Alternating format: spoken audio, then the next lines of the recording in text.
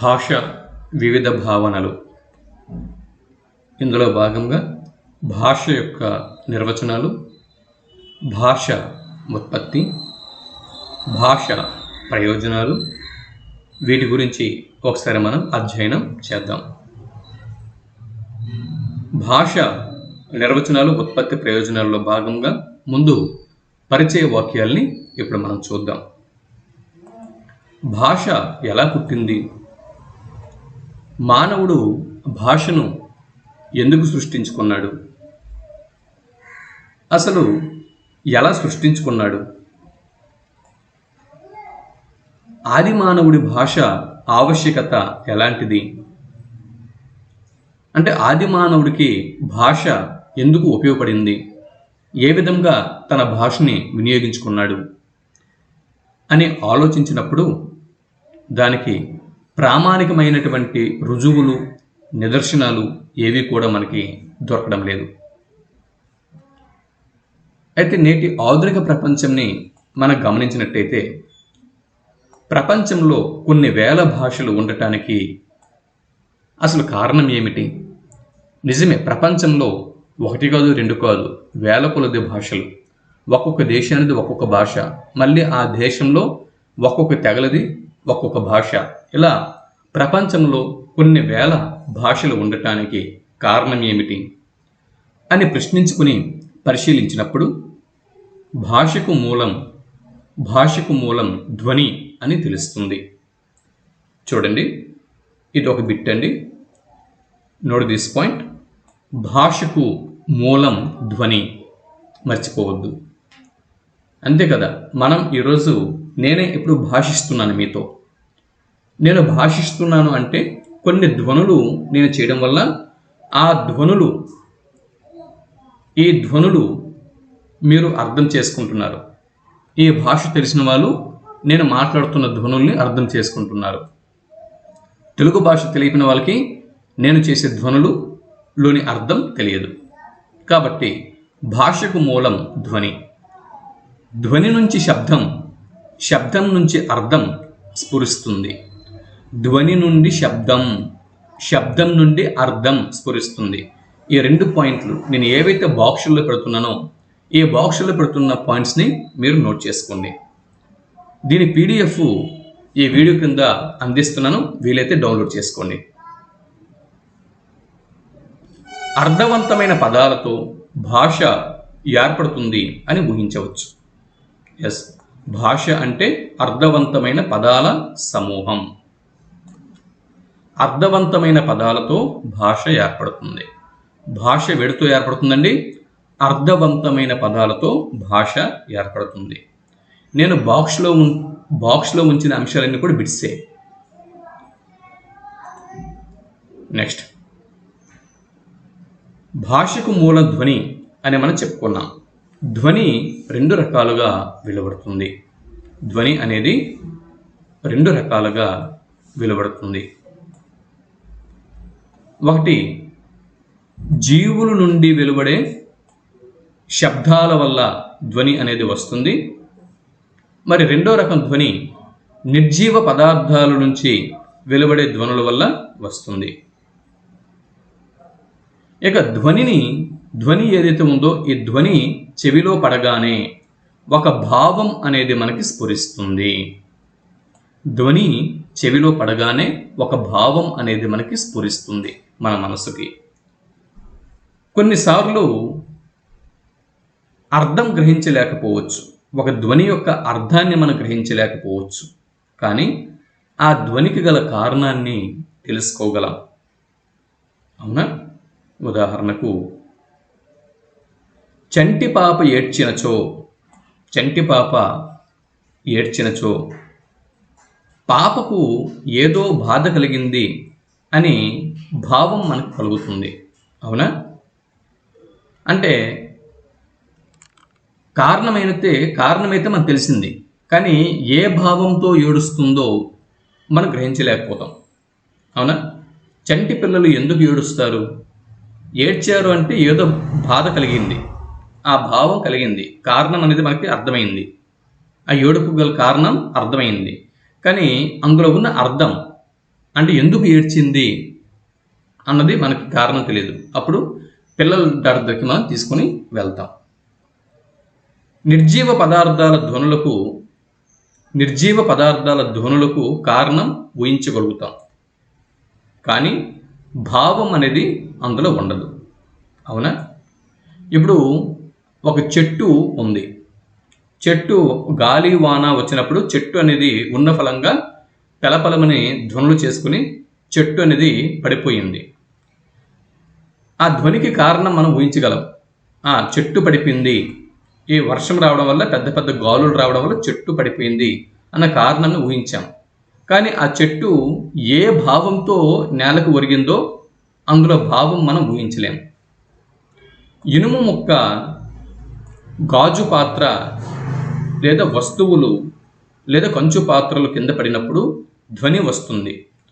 ఆ ధ్వనికి మనం కారణం ఊహించవచ్చు, కానీ భావం మాత్రం తెలుసుకోలేం. అవునా?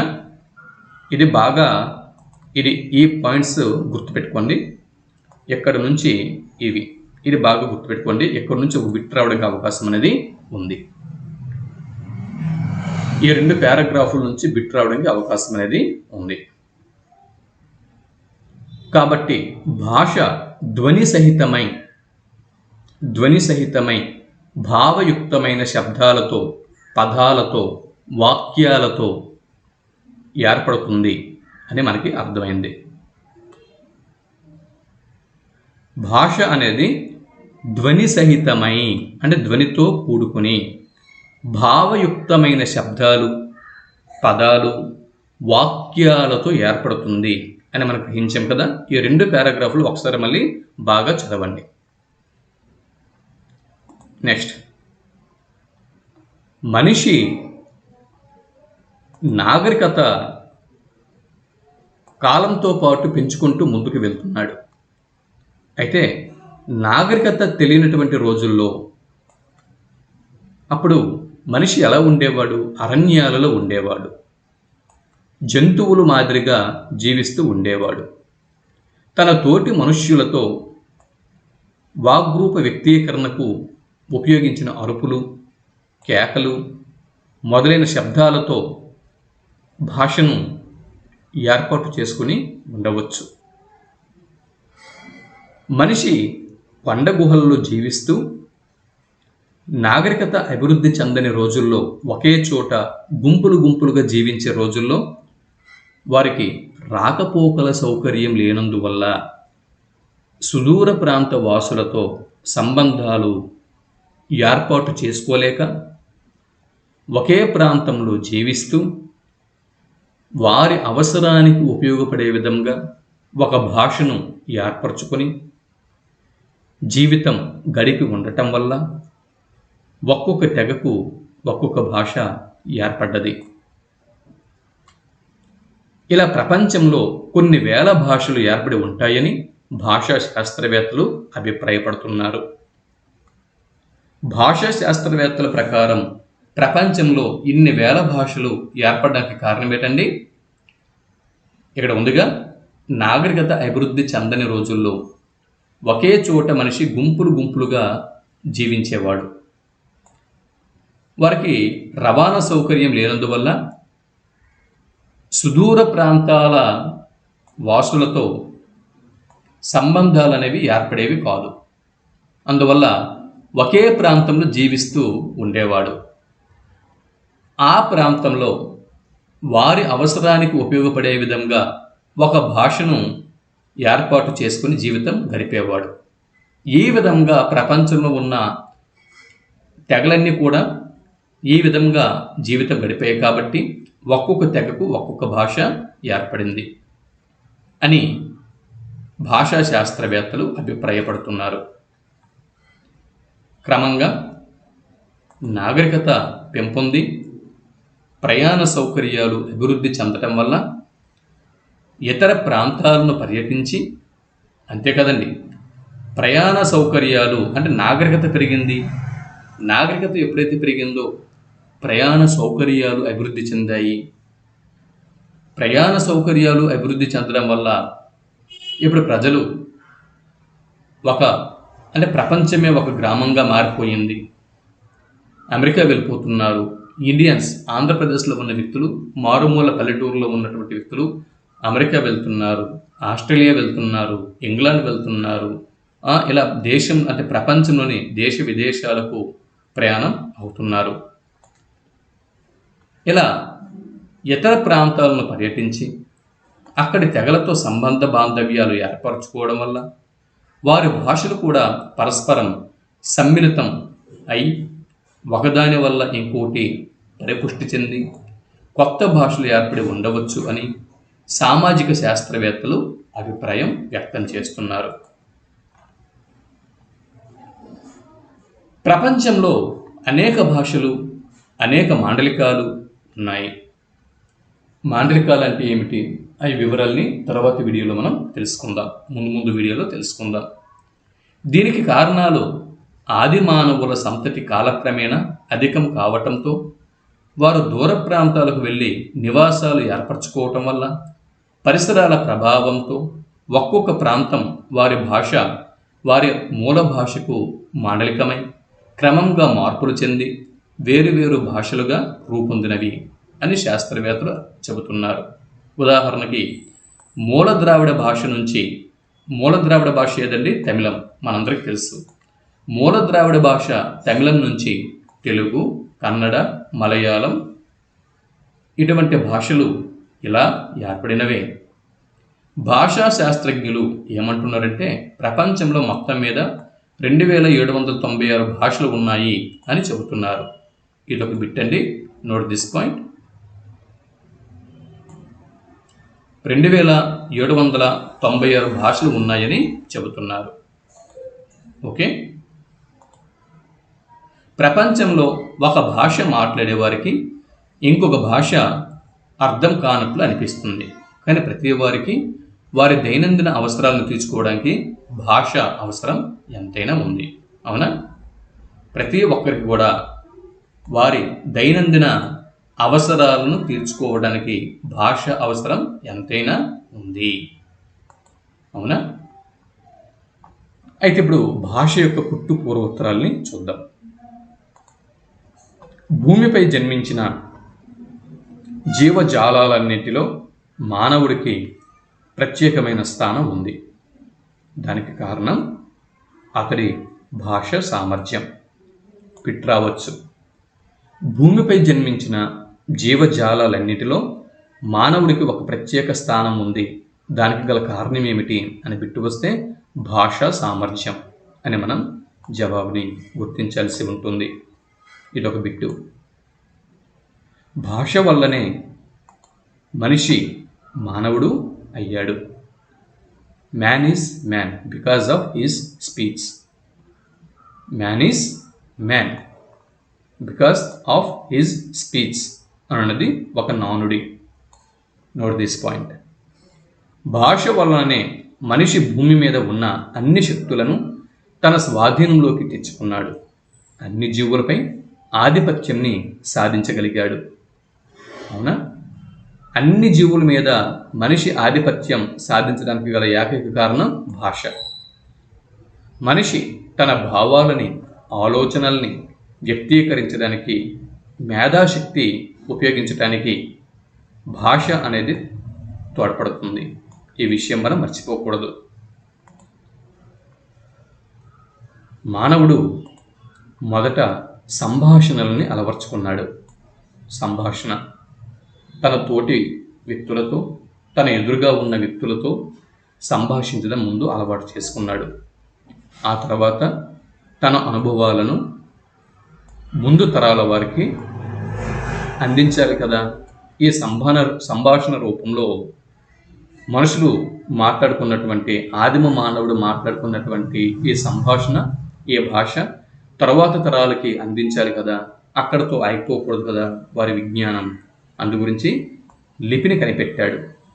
లిపిని కనిపెట్టి భాషకు నిశ్చిత స్థితిని కల్పించాడు. Note this point. ఇక్కడ ఒక బిట్ ఉందండి, ఇక్కడ ఒక బిట్ ఉంది. భాషకు నిశ్చిత స్థితిని కల్పించినది లిపి లేదా లేఖనం. ఒక భాషకు నిశ్చితమైన స్థితిని, ఒక నిశ్చితమైనటువంటి స్థితిని అందించున్నది లిపి. Note this point. ఆరంభంలో భాష పరస్పర సంభాషణ కోసమే పరిమితం అయినప్పటికీ, ప్రారంభంలో భాష కేవలం మనుషుల మధ్య పరస్పర సంభాషణ కోసమే పరిమితం అయ్యింది ఆదిమ కాలంలో. అయితే నాగరికత పెరిగే కొలది, సంస్కృతులు అభివృద్ధి చెందిన కొలది భాషకు అనేక ప్రయోజనాలు ఏర్పడ్డాయి. భాష ద్వారానే మానవుడికి మానసిక, బౌద్ధిక వికాసం కలుగుతుంది. Note this point. ఇదొక బిట్ అండి. మానవుడికి మానసిక, బౌద్ధిక వికాసాన్ని కల్పించినది భాష. మానవుడికి మానసిక, బౌద్ధిక వికాసాన్ని కల్పించినది భాష. ప్రజ్ఞాపాఠవాలు భాష వల్లనే అబ్బుతాయి. నైపుణ్యాలు, సామర్థ్యాలు భాష వల్లనే అలవడతాయి.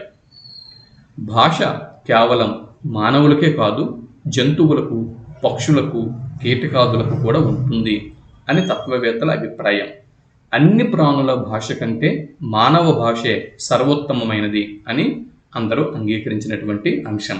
కాబట్టి భాష ఆంగిక అభినయాలతో, హావభావ ప్రకటనతో ఆరంభమై క్రమానుగతంగా పరిణామాలను చెందుతూ విస్తృత పరిధిలో స్వరూప స్వభావాలని కలిగి ఉంది. చూడండి, భాష ప్రతి పాయింట్ కూడా చాలా జాగ్రత్తగా గుర్తుపెట్టుకోండి. స్టేట్మెంట్ల రూపంలో కొన్నిసార్లు ఒక పేరా మొత్తం కూడా ఒక బిట్టుగా అడిగే అవకాశం కూడా ఉంటుంది. ఈ మధ్యకాలంలో మారిన ప్యాటర్న్ ప్రకారం ఒక పారాగ్రాఫ్, ఒక పూర్తి కాన్సెప్ట్ తీసుకుని ఆ కాన్సెప్ట్ మీద ఒక బిట్ని ఫ్రేమ్ చేస్తున్నారు. కాబట్టి ఒక కాన్సెప్ట్ మీద పూర్తి అవగాహన మనకు ఉండాలి. భాష ఆంగిక అభినయాలతో, ఆంగిక అభినయాలు అంటే, ఆంగిక అభినయాలంటే శరీరంలోని అంగాలు ఏవైతే ఉన్నాయో శారీరక అంగాలను అభినయం చేస్తూ హావభావ ప్రకటనలతో ఆరంభమవుతుంది భాష. అలా ఆరంభమై క్రమానుగతంగా పరిణామాలను చెందుతూ విస్తృత పరిధిలో స్వరూప స్వభావాలను కలిగి ఉంటుంది. భావద్యోతకమైన ధ్వనిని భాష అంటారు. ఇదొక బిట్టండి. భావద్యోతకమైన అంటే భావంని కలిగి ఉండేటటువంటి ధ్వనిని భాష అని చెప్పవచ్చు. భావద్యోతకమైన ధ్వనే భాష. Okay, next point. భాష భావవాహకం. మనసులో ఉండేటటువంటి భావాలని ఇతర వ్యక్తులకి తెలియజేసేటటువంటి భావవాహకం భాష. ఇప్పుడు ఒక సినిమాలో ఒక కథానాయకుడు ఉన్నాడు. ఆ కథానాయకుడు తన కథానాయకుకు తన మనసులో ఉన్నటువంటి ప్రేమ అన్న భావంని తెలపాలి అనుకుంటున్నాడు. అప్పుడు ఆ సినిమాలో ఉన్నటువంటి కథానాయకుడి యొక్క భావంని తన కథానాయకుకు చెప్పాలి అనుకుంటే అప్పుడు భావవాహకంగా భాష అనేది ఉపయోగపడుతుంది. భాష అనేది మొదట అసమగ్రంగా ఉండి క్రమంగా పరిణతి చెందింది. విస్పష్టమైనటువంటి భావంని వ్యక్తీకరించడానికి తోడ్పడినది అని భాషావేత్తల అభిప్రాయం. భాష మొదట్లో అసమగ్రంగా ఉండేది, క్రమంగా పరిణామం చెంది విస్పష్టమైనటువంటి భావాల్ని వ్యక్తీకరించేందుకు భాష తోడ్పడుతున్నది. Note this point. విస్పష్టమైన భావంని వ్యక్తీకరించడానికి తోడ్పడున్నది భాష. భావ వ్యక్తీకరణకు ధ్వని మూలం.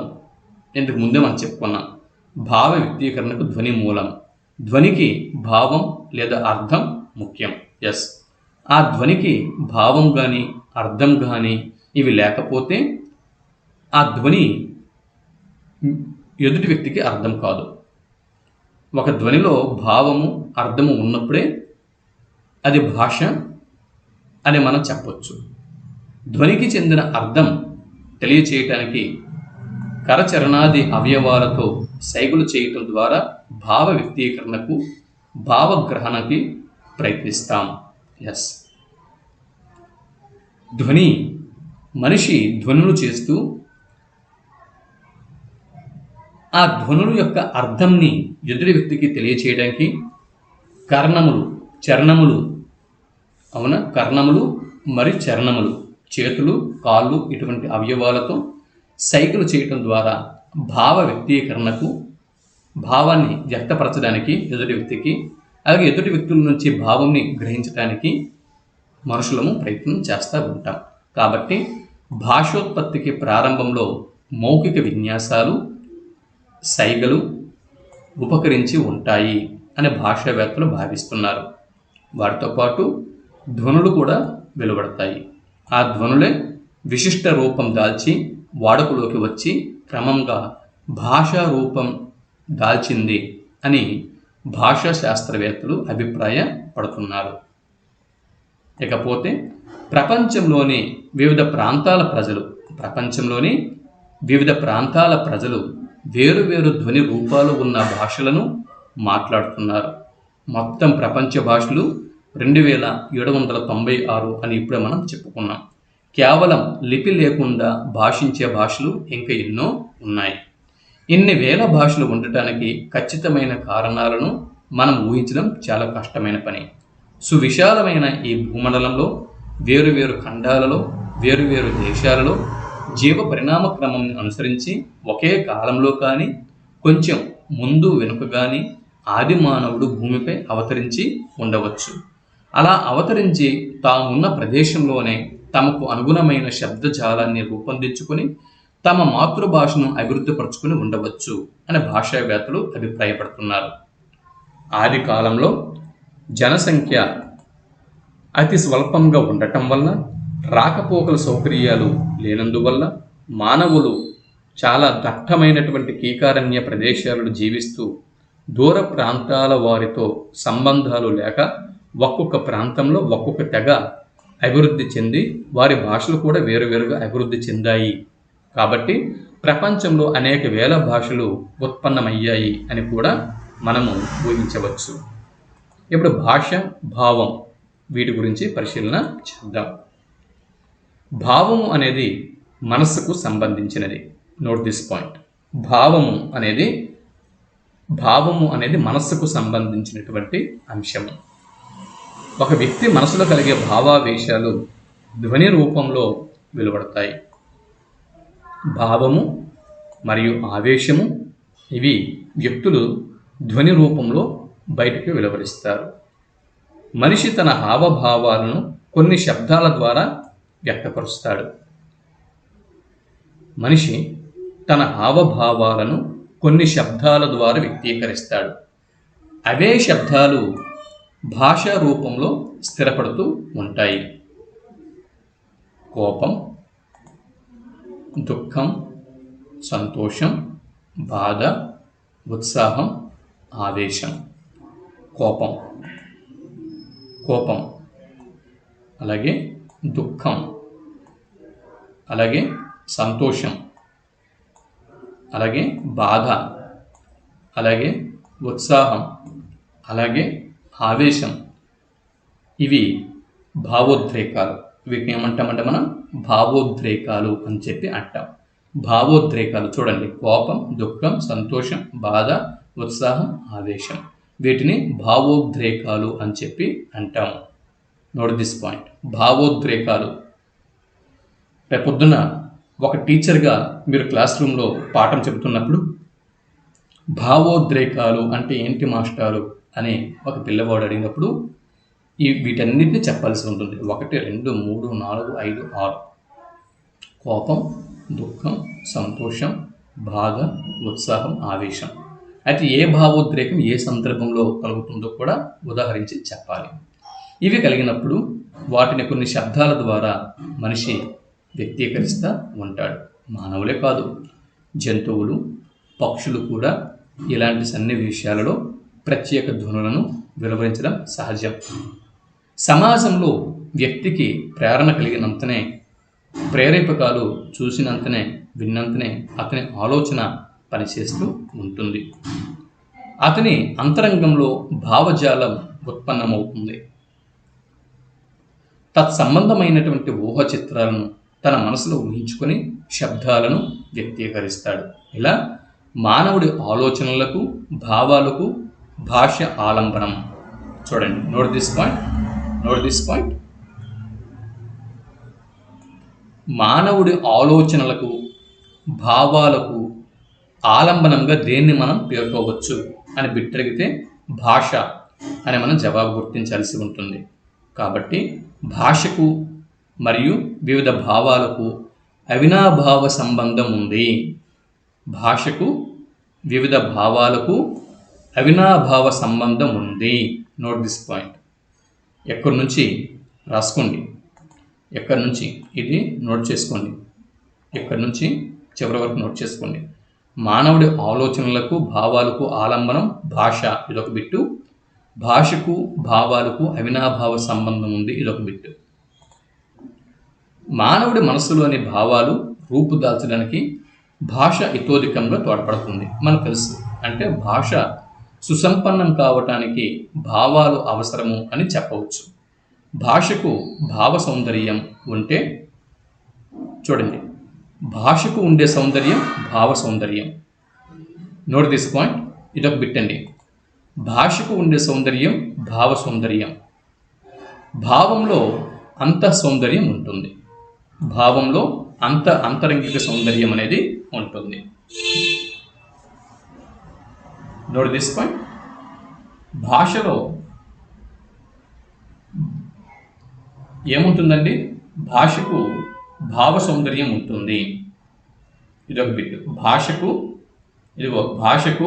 భావ సౌందర్యం ఉంటుంది. భాషకు భావ సౌందర్యం అనేది ఉంటుంది. ఇదొక బిట్. భావానికి అంతః సౌందర్యం ఉంటుంది. భావానికి అంతః సౌందర్యం అనేది ఉంటుంది. ఇదొక బిట్. ఈ విధంగా భావ సౌందర్యము, అంతః సౌందర్యము ఈ రెండూ కలిస్తే భావం అంటే భావ సౌందర్యము, అంతః సౌందర్యము ఈ రెండూ కలిస్తే మానవుడికి ఆనంద అనుభూతి కలుగుతుంది. Note this point. భావ సౌందర్యము, అంతః సౌందర్యము ఈ రెండూ కలిస్తే మానవుడికి ఆనంద అనుభూతి కలుగుతుంది.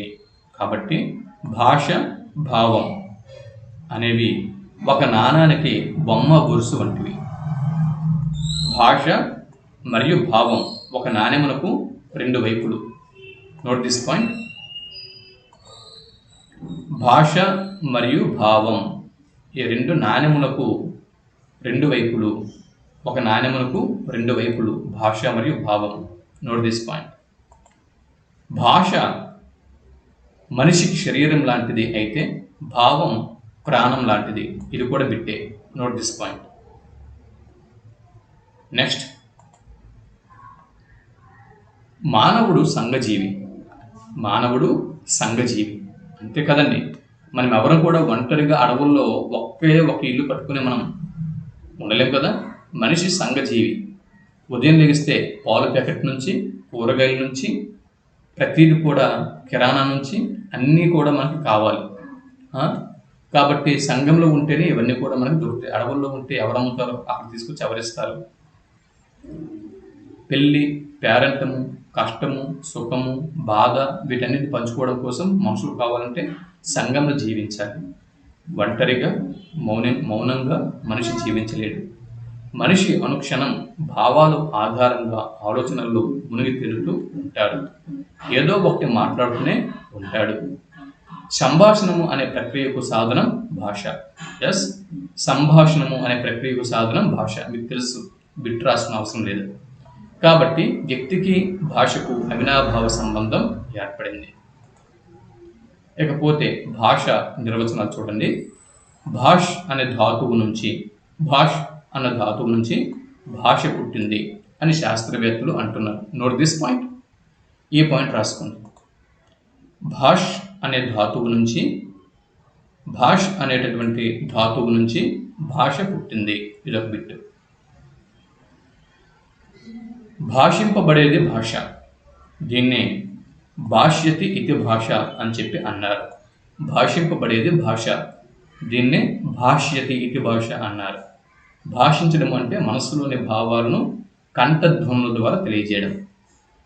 మనస్సులో ఉన్నటువంటి భావాలని కంఠధ్వనుల ద్వారా తెలియజేయడమే భాషించడం అని చెప్పి అంటారు.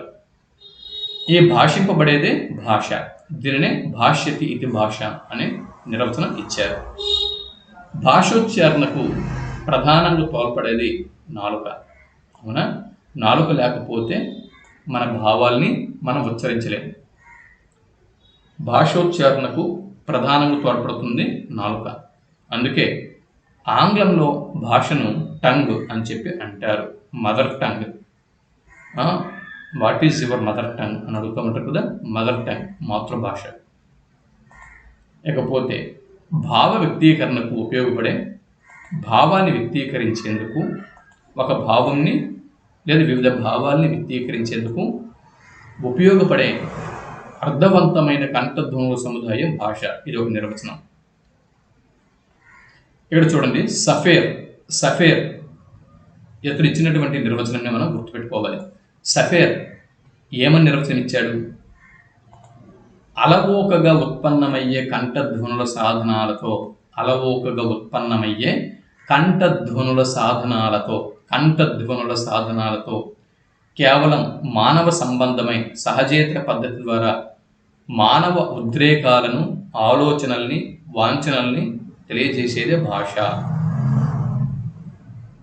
చూడండి, అలవోకగా ఉత్పన్నమయ్యే కంఠధ్వనుల సాధనాలతో అన్న పదాలు, ఏ పదాలు కనిపిస్తే ఇది సఫేర్ నిర్వచనం అని గుర్తుపెట్టుకోండి.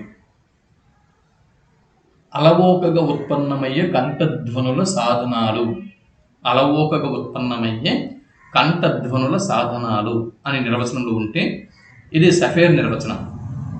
అలవోకగా ఉత్పన్నమయ్యే కంఠధ్వనుల సాధనాలతో కేవలం మానవ సంబంధమై సహజేతర పద్ధతి ద్వారా మానవోద్రేకాలను, ఆలోచనల్ని, వాంఛనలను తెలియజేసేదే భాష అని సఫేర్ నిర్వచించాడు. మానవుడికి నిత్య జీవితంలో ఉపయోగపడే శబ్దాలతో భాష ఏర్పడి భావగ్రహణం, భావ వ్యక్తీకరణకే పరిమితమై క్రమంగా అభివృద్ధి చెందుతూ, మానవుడికి నిత్య జీవితంలో ఉపయోగపడే శబ్దాలతో భాష ఏర్పడి భావగ్రహణం, భావ వ్యక్తీకరణలకే పరిమితమై క్రమంగా నాగరికత అభివృద్ధి చెందుతూ సామాజిక, సాంస్కృతిక, కళారంగాలలో భాష లీనమై లిపిని కూడా సంతరించుకొని పఠన లేఖనాల అభివృద్ధి పరుచుకొని పరిడవిల్లింది భాష. అవునా? ఇవి చాలా ఈజీ. మీరు ఎగ్జామ్లో బిట్టు ఎలా అడిగినా కూడా మీరు ఇక్కడ నుంచి జవాబు గుర్తించగలగాలి. మానవుడికి నిత్య జీవితంలో ఉపయోగపడే శబ్దాలతో భాష ఏర్పడింది. మొదటగా భావాన్ని గ్రహించడం, భావంని వ్యక్తీకరించడం, వీటికి మాత్రమే భాష పరిమితమైంది. ఇంతకుముందు చెప్పుకున్నాం. క్రమంగా నాగరికత అభివృద్ధి చెందడంతో భాష కూడా అభివృద్ధి చెందుతూ సామాజిక మరియు సాంస్కృతిక కళారంగాలలో భాష లీనమైంది. అలాగే కాలంతో పాటు భాషకు లిపి కూడా పుట్టింది. లిపి ఎప్పుడైతే పుట్టిందో పఠనము, లేఖనము వంటి భాషా కౌశలాలు అభివృద్ధి చెందాయి. ఈ విధంగా భాష పరిడవిల్లింది. భాష భౌతిక, రసాయనిక, శారీరక, సాంస్కృతిక, భాషా శాస్త్రాలకు సంబంధించిన అంశంగా భాషా శాస్త్రవేత్తలు భావించారు. ఇకపోతే భౌతికము అంటే శబ్ద తరంగాలు, రసాయనము అంటే శారీరక రసాయనం, శారీరకము అంటే కండరాల కదలికలు, సాంస్కృతికము అంటే సమాజం చేత సంస్కరించబడినది సంస్కృతి.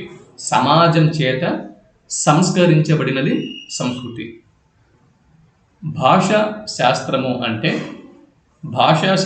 అంటే మానవ నాగరికత పరిణామ క్రమంలో మార్పును పొంది భాషా రూపం పొంది జనులందరి చేత మాట్లాడబడుతున్నట్టుది అని ఇక్కడ భావం. ఓకే, ఇవి గుర్తుపెట్టుకోండి. భాష మానవ ప్రవర్తనను, అతని జీవిత సంఘటనలను, సందర్భాలను వివరిస్తుంది. మానవ ప్రవర్తనను, అతని జీవిత సంఘటనల్ని, సందర్భాలను వివరించినది భాష. Note this point. కాబట్టి భాష మానవుడికి లభించిన ప్రత్యేక వరం. భాష మనిషికి భావ ప్రకటన మరియు భావగ్రహణకు ఉపకరిస్తుంది. ఇంతకుముందు చెప్పుకున్నా, మనిషి అనేక క్లిష్ట సమస్యల్ని భాష ద్వారా సులువుగా పరిష్కరించుకుంటాడు, ఎంతో లాఘవంని సంపాదించుకుంటాడు. అవునా?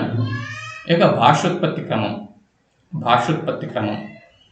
భాషోత్పత్తిని గురించి ప్రాక్ పశ్చిమ దేశాల పండితులు, అంటే వెస్టర్న్ కంట్రీస్ యొక్క పండితులు అనేక విధాలుగా పరిశోధించి అనేక వాదాలు భాషావాదాల్ని చేశారు.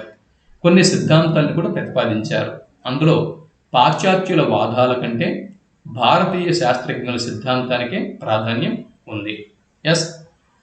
పాశ్చాత్యులు ప్రవేశపెట్టిన భాషా సిద్ధాంతాలు, భాషావాదాల కంటే భారతీయ శాస్త్రవేత్తలు భాషకు ఇచ్చినటువంటి సిద్ధాంతాలకే ప్రపంచవ్యాప్తంగా ప్రాధాన్యత అధికంగా ఉంది. భాషను భగవద్దత్తము అని చెప్పారు. భారతీయులు సంస్కృత భాషను దేవభాష అని, మహమ్మదీయులు అరబ్బీ భాషను దేవభాష అని, క్రైస్తవులు హిబ్రూ భాషను దేవభాష అని అన్నారు. ఇది తార్కిక అభిప్రాయం కాదు అని శాస్త్రవేత్తలు తిరస్కరించారు. ఇది ఒకసారి నోట్ దిస్ పాయింట్. ఎక్కడి నుంచి బిట్ రావచ్చు. భాష భగవద్దత్తము. భారతీయులు సంస్కృత భాషను దేవభాష అన్నారు. మహమ్మదీయుల దేవభాష అరబ్బీ. అలాగే క్రైస్తవుల దేవభాష హిబ్రూ అనే అభిప్రాయము ఉండేది. ఈ అభిప్రాయము తప్పు అని భాషావేత్తలు అంటున్నారు. Note this point. ప్రాచీన మానవుడు తన మనోభావాలను తెలపటానికి కాళ్ళు, చేతులు మొదలైన అవయవాలను ఊపుతూ ఏ, ఓ అనే ధ్వనులతో సైగులు చేసేవాడు. చూడండి, సాంకేతిక సాంకేతికవాదం. చూడండి, భాషా సాంకేతికవాదం ఏం చెప్తుంది? ప్రాచీన మానవుడు తన మనోభావాల్ని తెలపడానికి కాళ్ళను, చేతుల్ని మొదలైనటువంటి శారీరక అవయవాలను ఊపుతూ ఏ, ఓ అనే ధ్వనులతో సైగులు చేసేవాడు. ఆ సంకేతాలే భాషకు మూలము అని చెప్తున్న వాదము భాషా సాంకేతికవాదం. గుర్తుపెట్టుకోండి.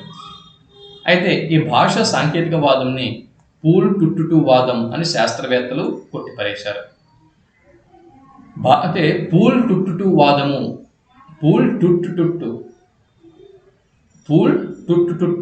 అని శాస్త్రవేత్తలు కొట్టిపారేసిన భాషా సిద్ధాంతం భాష సాంకేతికవాదం. ఈ భాషా సిద్ధాంతాల గురించి క్లియర్గా ఇంకొక టెక్స్ట్ బుక్లో ఉంది. దాన్ని నెక్స్ట్ వీడియోలో నేను అందిస్తాను. అందాక చూడండి. భాష పుట్టుక, వివిధ సిద్ధాంతాల గురించి పూర్తిగా నేను ఒక ఆర్టికల్ అనేది వేరే టెక్స్ట్ బుక్ నుంచి గ్యాదర్ చేసి ఇస్తాను. అందాక చూడండి. అందరికి చూస్తూ ఉండండి. తర్వాత చూడండి, పూల్ టుట్టు వాదము అని శాస్త్రవేత్తలు కొట్టిపరేసిన భాషావాదము భాషా సాంకేతికవాదం. వీటి గురించి మరింత ఇన్ఫర్మేషన్ తర్వాత వీడియోలో ఇస్తాను. తన మనోభావాలను తెలపడానికి కాళ్ళు, చేతులు మొదలైన అవయవాలను ఊపుతూ ఏవో అనే ధ్వనులతో సైగులు చేసేవాడు మనిషి. ఆ సంకేతాలే భాషకు మూలము అని సాంకేతికవాదం చెబుతుంది. ఇది పూల్ టుట్టు వాదము అని శాస్త్రవేత్తల చేత ఇక్కడ కొట్టి పారేసినటువంటి వాదము. ఇకపోతే భాషకు సంబంధించిన తర్వాత సిద్ధాంతము ధ్వన్యనుకరణ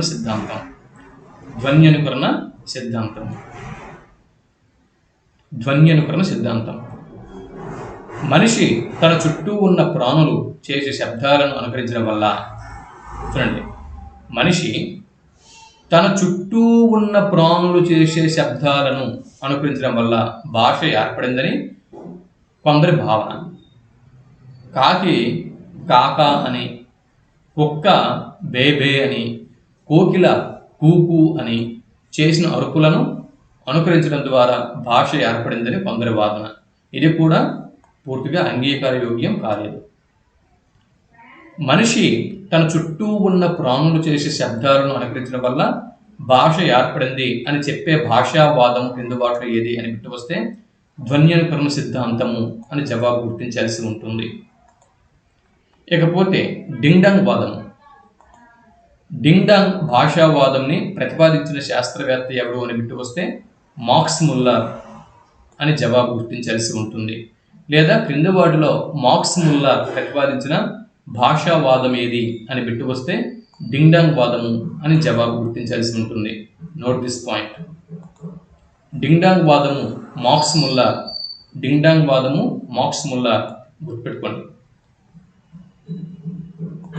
ధ్వనికి భావానికి అనురూపమైనటువంటి సంబంధం ఒకటి ఉంటుందని, ప్రకృతి అంతా లయాత్మకమని, ప్రతి పదార్థం ప్రకంపనలను కలిగి ఉంటుంది అని, ఆ ప్రకంపనలకు అనుగుణంగా శబ్దాలు వక్త నోట వెలువడుతూ ఉంటాయని ఈ డింగ్డాంగ్ వాదము చెబుతుంది.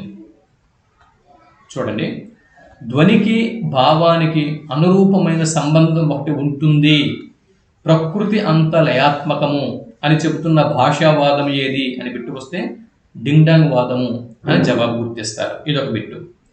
ప్రతి పదార్థము ప్రకంపనలను కలిగి ఉంటుంది, ఆ ప్రకంపనలకు అనుగుణంగా శబ్దాలు వక్త నోట వెలువడుతూ ఉంటాయి అని చెబుతున్న వాదం ఏది? డింగ్డాంగ్ వాదం. గుసగుస లేదా విస్పర్ అని అన్నప్పుడు చెవిలో రహస్యంగా చెప్పబడుతున్న శబ్దము, అలాగే చూడండి విస్పర్, వంకర్ టింకర, ఇటువంటి భావాలలో నుంచి భాష జనిస్తుంది అని చెప్పేటటువంటి వాదము డింగ్డాంగ్ వాదం. ఓకే, ఇది. తర్వాత ధాతుజన్యవాదం. ధాతుజన్యవాదం ఇదొక భాషావాదం. ధాతువులు అంటే క్రియలు, గుర్తుపెట్టుకోండి. ధాతువులు అంటే క్రియలు. ధాతువులు అంటే అర్థం ఏంటండి? క్రియలు. మొదట మనిషి కొన్ని క్రియాపదాలను కనిపెట్టి వాటి ఆధారంగా కొత్త శబ్దాలను సృష్టించాడు అని శాస్త్రవేత్తలు అభిప్రాయపడ్డారు. ఇదే నిజము అనిపిస్తుంది. ఉదాహరణకి తిను అనే ధాతువు నుంచి తినుట, తినుము, తినిపించు, తినిపించెను అనే పదాలు వాడుకలోకి వచ్చాయి. అలాగే చేయు అనే క్రియాపదంతో చేయుట, చేయుము, చేసెను, చేయించెను, చేయుచున్నాడు అనే పదాలు ఉత్పన్నమవుతున్నాయి. ఈ విధంగా క్రియాపదాలతో అనేక పదాలు ఏర్పడి భాషలో చేరి ఉండవచ్చు. భాష ధాతుజన్యము అని శాస్త్రవేత్తలు అందరూ కూడా అంగీకరించారు. అయితే ధాతుజన్యవాదముని ప్రవేశపెట్టిన వాడు మన భారతీయ శాస్త్రవేత్త అయినటువంటి యాస్కాచార్యుడు. యాస్కాచార్యుడు గుర్తుపెట్టుకోండి. Note this point. యాస్కాచార్యుడు అన్న భారతీయ శాస్త్రవేత్త ధాతుజన్యవాదము అన్న భాషావాదంని ప్రవేశపెట్టాడు. ధాతువులు అంటే క్రియలు రాసుకోండి. ధాతుజన్యవాదం అని హెడ్డింగ్ పెట్టుకుని రాసుకోండి. ధాతుజన్యవాదం ప్రతిపాదించిన వారు యాస్కాచార్యుడు, భారతదేశ శాస్త్రవేత్త యాస్కాచార్యుడు. సెకండ్ పాయింట్, ధాతువులు అంటే క్రియలు. థర్డ్ పాయింట్,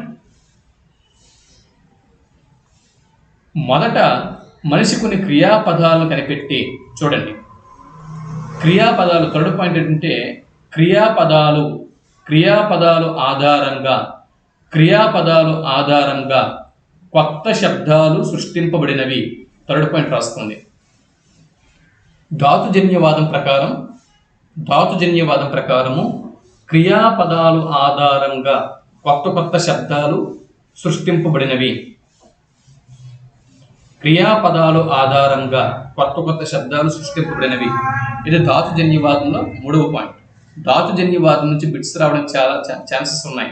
కాబట్టి ధాతుజన్యవాదం మొత్తంని కాన్సెప్ట్ని మీరు ఇక్కడ గుర్తుపెట్టుకోండి.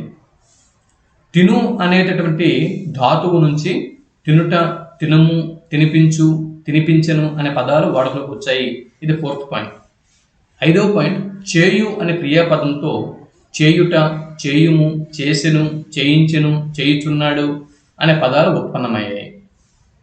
తర్వాత చివరి పాయింట్, క్రియాపదాలతో అనేక పదాలు ఏర్పడి భాషలో నూతన పదాలు చేరినవి అని ధాతుజన్య భాషావాదం చెబుతుంది. కాబట్టి భాష ధాతుజన్యం అని అందరూ అంగీకరించారు. ఇది ధాతుజన్యవాదం గురించి మీరు గుర్తుపెట్టుకోవాల్సిన అంశాలు.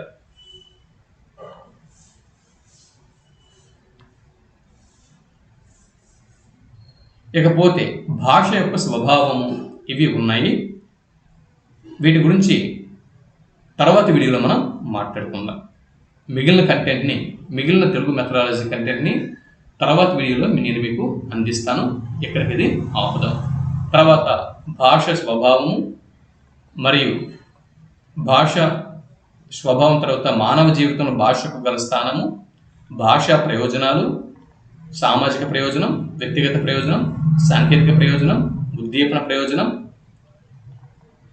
అలాగే వీటికి సంబంధించినటువంటి భాష యొక్క ప్రయోజనాలు మరియు సారాంశము, ఈ అంశాలని అంటే మొత్తం ఈ భాష వివిధ భావనలు అన్నటువంటి ఈ కాన్సెప్ట్లో భాగంగా భాష వివిధ భావనలు అనేటటువంటి ఈ కాన్సెప్ట్లో భాగంగా మనము భాష నిర్వచనాలు, ఉత్పత్తి ప్రయోజనాల గురించి మనం మాట్లాడుకుంటున్నాం కదా.